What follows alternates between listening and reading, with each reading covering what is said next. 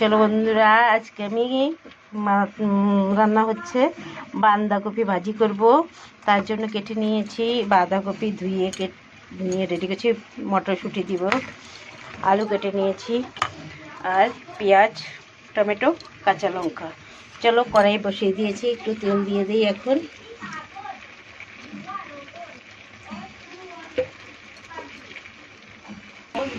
এখন এর মধ্যে কাঁচা লঙ্কা কেটে রাখছি, কাঁচা লঙ্কা দিয়ে দিলাম। তার মধ্যে পেঁয়াজটা দিয়ে দিলাম।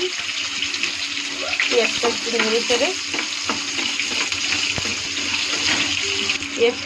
চেড়ে ওর মধ্যে একটু হিং ঢেলে দেবো। হিংটা একটু নেড়ে চেড়ে হিংটা একটু মিক্স করে নেব। এর মধ্যে পাঁচফোড়ন দিয়ে দেবো। পাঁচফোড়নটা একটু ভালো করে পোড়ায় নেব, লাল লাল যেন পাঁচফোড়নটা হয়ে যায়। এখন আমি এর মধ্যে টমেটো কাটাটা ছেড়ে দেবো। টমেটোটা একটু নেড়ে ছেড়ে নেব। ওর মধ্যে মটরশুঁটি ছেড়ে দেবো। মটরশুঁটিটা একটু ভেজে এখন আমি এর মধ্যে হলুদ ছেড়ে দেবো।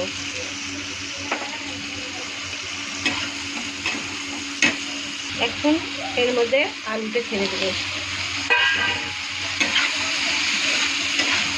আলুটা খুব সুন্দর করে ভাজা করব। ভালো করে নেড়ে ছেড়ে এখন এর মধ্যে লবণটা দিয়ে দিব। স্বাদ অনুসারে লবণটা দিয়ে দিল ভাই, স্বাদ অনুসারে লবণ দিও। এখন একটু ভালো করে নেড়ে ছেড়ে একটুখানি 5 মিনিটের জন্য আমি এটাকে ঢেকে রাখবো।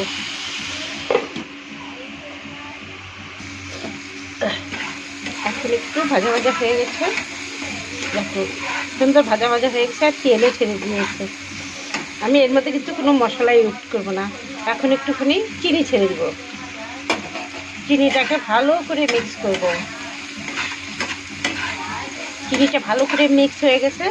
আমি এখন কাটা হওয়া বাঁধাকপিটা ছেড়ে দেবো। বাঁধাকপিটা একটু মোটা করে কাটবো, মানে কেটে নেবে। তবে এটা ভাজিটা সুন্দর টেস্ট লাগে খেতে। একদম পাতলা কাটলে এটার অতটাই পাওয়া যায় না। এই জন্য আমি একটু মোটা করে কেটে দিচ্ছি বাঁধাকপিটা।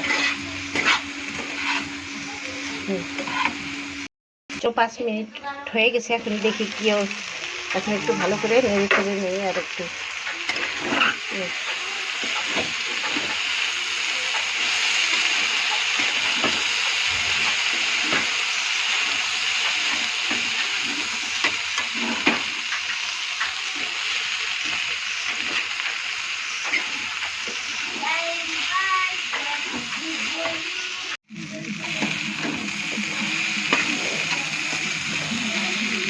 এখন সুন্দর ভাজা হচ্ছে। দেখছো, নেড়ে চেড়ে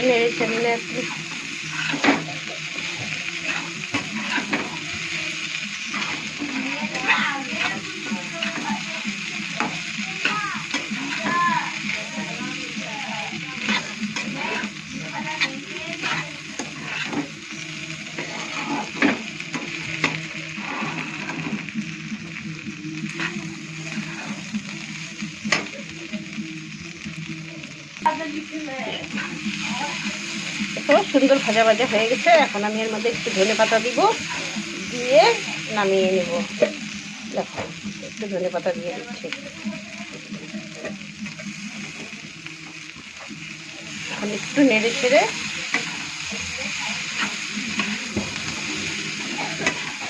ভালো করে নাড়ি। সুন্দর মিক্স হয়ে গেছে ধনেপাতাটা, আর সুন্দর একটা সেন্টও বেরিয়ে গেছে। এখন আমি ফাইনাল বাসনের মধ্যে নামিয়ে নেব। দেখো সুন্দর ফাইনাল নামিয়ে নিয়েছি। দেখো সেই সুন্দর লাগছে। এটা ফাইনাল হয়ে গেছে। ওকে।